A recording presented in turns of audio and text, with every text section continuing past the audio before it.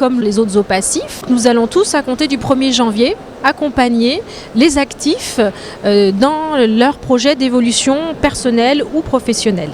Nos conseillères et nos conseillers, qui seront sur la France entière, en fait, travailleront avec chaque personne sur son projet ou sur l'absence de projet. C'est-à-dire qu'on essaiera de travailler ensemble pour établir ce qu'on appelle nous un portefeuille de compétences, donc sur toutes les compétences acquises par l'individu tout au long de son parcours personnel et professionnel.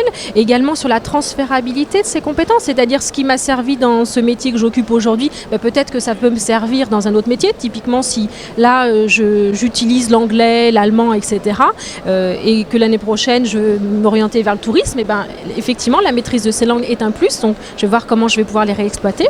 Et on va également essayer en tout cas de co-construire avec ces personnes-là un projet, de manière à ce qu'à la fin du parcours, donc il va durer peut-être 3, 4, voire 5 rencontres, en fait, on va pouvoir déterminer quel est l'objectif à atteindre, vers quoi ils vont pouvoir s'orienter. Donc ça peut être pour rester dans leur branche, dans le même métier, ou alors ça peut être complètement changer de métier.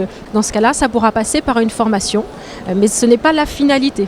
Si l'accompagnement s'est réalisé et que la personne a pu trouver sa voie, entre guillemets, il n'y aura pas besoin d'un bilan de compétences. Par contre, effectivement, en fonction de son passé, donc si c'est une personne en fait qui a un bas niveau de qualification mais qui a 20 ans d'expérience professionnelle dans un domaine, peut-être qu'une validation des acquis d'expérience lui permettra d'obtenir un premier diplôme qui sera également un tremplin pour continuer à obtenir des diplômes encore supérieurs ou pour trouver un emploi dans une nouvelle entreprise ou dans une autre branche.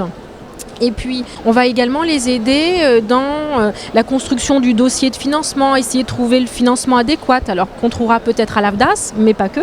Ça pourrait être également un partenariat, s'il s'agit d'un travailleur handicapé, avec la GFIP, ou alors s'il y a des formations mises en place par la région. Donc voilà, on essaiera en tout cas d'accompagner jusqu'au bout cette personne pour lui donner toutes les clés pour réussir sa reconversion.